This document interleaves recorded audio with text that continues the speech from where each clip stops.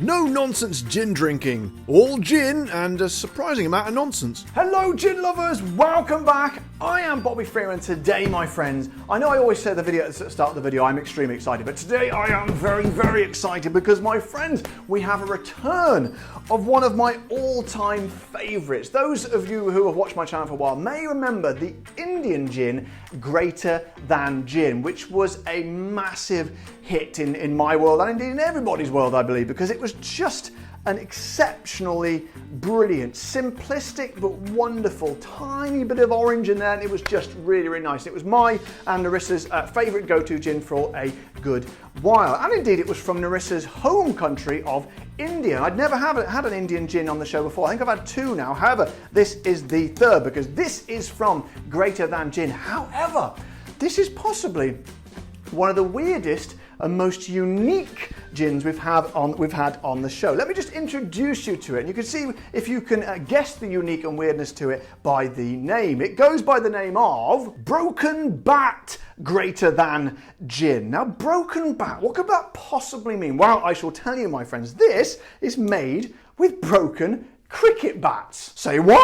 Yep, that's right, my friends. It is made with broken cricket bats. So when a cricket bat is used for a while, and then after a while it breaks, I mean, blimey, you'd have to hit a ball pretty hard to break it. But anyway, I don't know. But however, for however reason, some cricket bats break, okay? And they're made from cashmere willow. So I didn't know this, but cricket bats are made from cashmere willow. That's the tree from which they make them from. I don't know if they're all made from that, but certainly maybe all the good ones are. I don't know. So what they do, the people at Greater Than thought to themselves, well, that's a lot of wasted bats going there.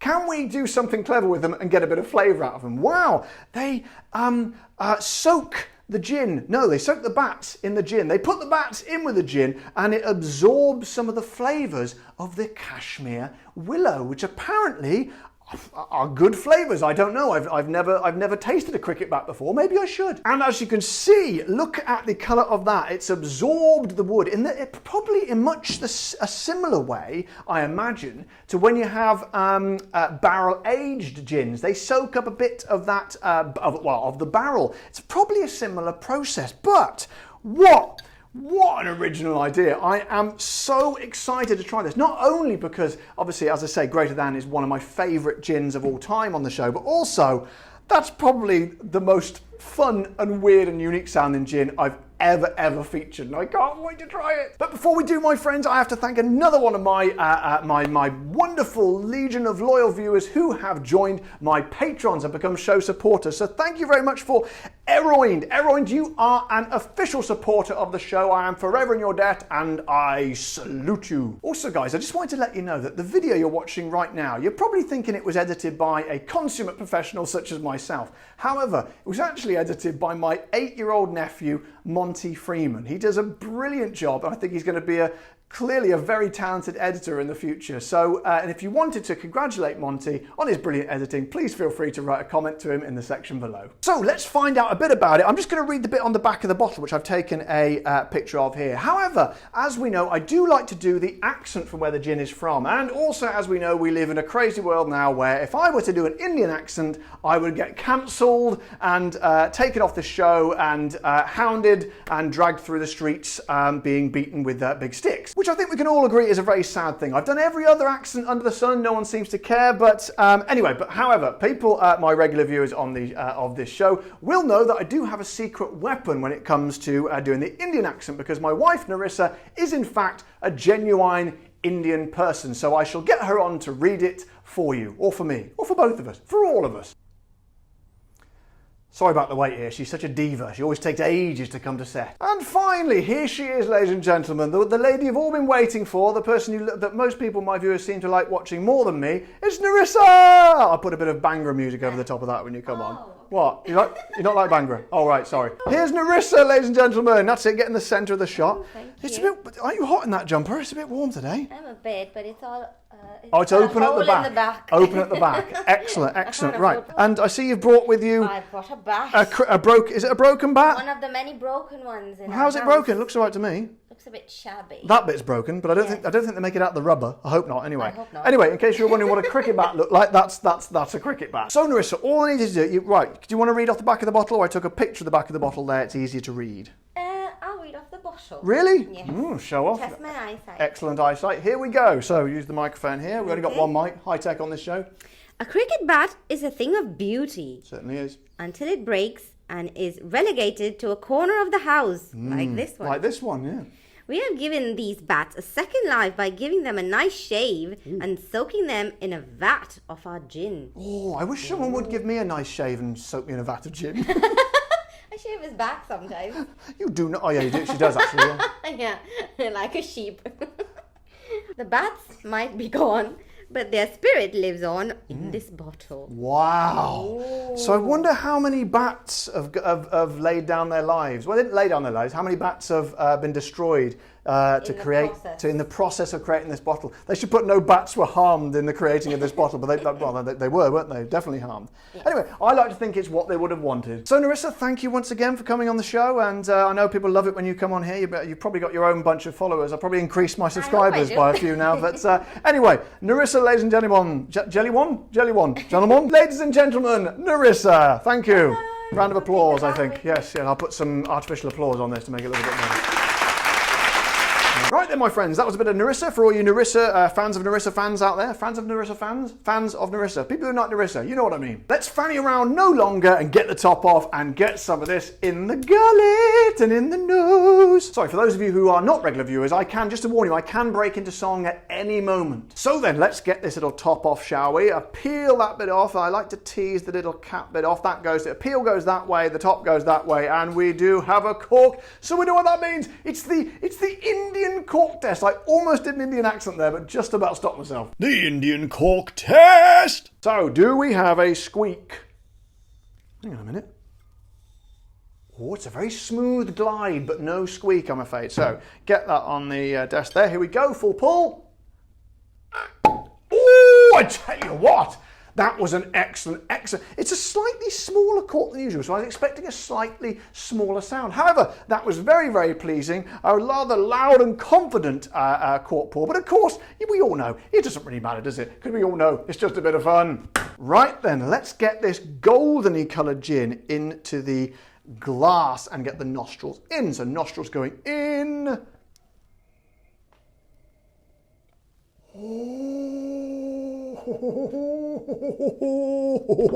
Wow, my friends. Wow. Very different. That's good. Very different to the last one. The last one was more of a core gin with a kind of a nice use of orange in there, an orangey kind of flamboyance about it. This one has got, it's kind of a hint of the simmer to the barrel agey kind of smell, but obviously without that whiskey. This is more of almost a sort of what you'd imagine really, kind of an earthy, sort of almost piney sort of tinge to it, but more earthy, I would say. Very, very unusual and very unique, but very, very pleasing to the sniff. However, we are not here for the sniffing, as you know, we are here for the tasting. So let's get a tonic in there. Whateth ABV might this be? 47%! Good Lord above, gin lovers. 47%! That's quite a peppy gin. I mean, and don't forget, one of the best gins ever, which is number 3 over here, was 46%. So that extra, boost of ABV can really make the difference. I wish I had the old. I should have researched what the old one. I can't remember what the old one. I'm pretty sure the old one was sort of hovering around the 42%, which is what you normally expect from gin, from London Dry Gin. So they've really pepped this up a little bit. So let's get the old tonic in there and make a gin and tonic with this one, because this, my friends, I think is going to be something. Well, I don't know what it's going to be because it's so unique and out there. This is really uncharted territory. So thank you as always to my subscribers. Thank you to my subscribers, but thank you particularly to my channel supporters, my Patreon members and my YouTube members. So you are completely 100% supporting the show and keeping it going. So thank you very much. This is greater than gin. No, sorry, broken bat, greater than gin. Let's see if it's greater than. I say cheers.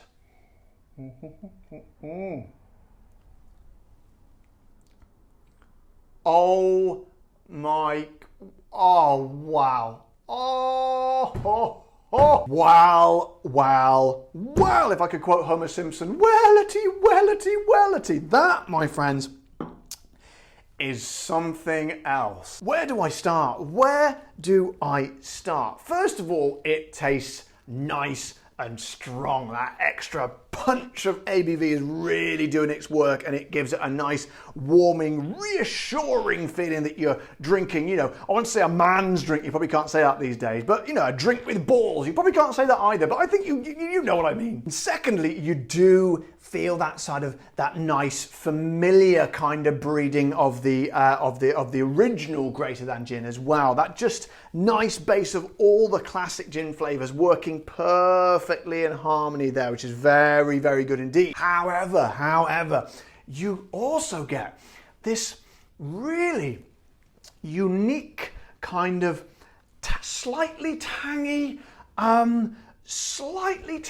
sort of, what's that word that wine drinkers use? Tannin. Okay, so it's kind of a, how do you describe it? More of a kind of, almost a, I want to say waxy, that doesn't sound very pleasant, but that kind of a, when they use a lot of the grape skins in wine, it gives it more of like, kind of a little bit more, not so, I think, that's the best way I can describe it, like that kind of quality. Which sounds kind of weird, I know, but it's just a tiny essence of that, and it gives it a beautiful, unique depth. There is a lot going on. There's lots of different depths of different things going on in this gin. It's a very, very complex gin, but a very, very enjoyable one as well. As I said before, it does kind of give you a sense of that that you get in the barrel-aged gins, that kind of woodiness, but you don't get the whiskiness with it. So imagine that, if you've ever tried a barrel-aged gin, you get that sort of, like I say, that sort of woody sense mixed with the barrel. Take the whiskiness out, and you're left with just the earthy woodiness. Now, that might be a very overpowering thing. However, with that beautiful orangey essence that I really like, just that tinge of orange of the original Greater Than Gin, those two flavours and essences work extremely well together. They've balanced and kind of melded together and made this perfect kind of compound, the likes of which I've never tasted before, but it's strange and unique, but it's strange and uniquely brilliant. So then, let's try. I'm not sure I'm going to like this neat, to be honest, but you never know. You never know. You might get even more of that kind of woody essence. Let's give it a go. Here we go. Oh, yeah. Even more, as I hypothesized there, even more of that woody essence, and it almost tastes more kind of, you get the wood essence is coming through, like it almost tastes a sort of a organically green taste. It's like really like you could, this is really difficult to put into words, as you can probably tell, but yeah, definitely more organic woody taste in that one. Personally, I think it worked much better with the tonic. I think slightly too much for me neat, but my neat gin drinkers will absolutely love it. But I'm going, as I always do, definitely with the tonic for this one. However, my friends, what is this uniqueness going to cost you? Well, I've got good news, because I think this is a mainstream gin in India. Everyone's, apparently all Narissa's friends and cousins back home, they all love a bit of Greater Than. But I don't think it's pretty mainstream here. So this comes in at a very non-mainstream friendly pounds price of 35 English pounds. It varies, obviously, depending on where you get it, but I found it here for 35 pounds. And that, my friends, is a very, very, very, very good price for something so unique and kind of wonderful. So guys, to sum up, I've had this one on the shelf for a good few weeks now, and I've been really looking for, I've just been really busy, I haven't been able to make that many videos recently, so I've been really looking forward to it, and my God, it does not disappoint. I love it when, I've been doing this show for so long now, several years, and done hundreds and hundreds of gins. Isn't it incredible? Doesn't it speak to the versatility and the never-ending versatility of gin, when there's always something that just when you think you've tried everything, just completely blows everything you think you know apart. I mean, who would have thought it? gin made from cricket bats. It's absolutely extraordinary, and it's a bit of a gamble as well, to be honest. I was thinking to myself, surely this is a step too far. Gin with cricket bats, they must be quite mad. However, they are most definitely not. This is not only is it a unique gin, it's an exquisitely intelligent gin. To use something so out there, so crazy and complete harebrained as that, and make it work. I can still feel it. I can still feel that essence of that kind of, that tannin sort of flavour still sort of clinging to my mouth. It's wonderful and genuinely, uniquely joyful to try. So I would say to you, those of you who are fans of the original gin, the Greater Dan gin, or people who even haven't tried it, try that one. But if you want to try something different, if you want something on the shelf that's going to impress your friends when they come round and they say, get me something unique and unusual, this is got to be right up there. I like to do that with my friends when they come around. I like to, impress them with my sort of array of weird and wonderful gins. This, my friends, I think is going right to the top of the shelf of those ones. It's wonderful, it's balmy, it's crazy, but I genuinely love it. So guys, I hope you've enjoyed this video today. It's a fascinating one to make. If indeed you did, as always, don't forget to subscribe to my channel if you haven't already. Press the like button on the video, or if you want to support the show, head over to the old Patreon page, or indeed head over to the area below this screen here where you can press that button that says join. But until next time, guys, you all know the drill. Take care and stay safe. Every one of you, please stay safe. That's very important these days, and I don't know why it's very important every day, I suppose. And of course, don't forget, keep drinking the gin. I don't know why I always hold that hand out there, but that's my thing.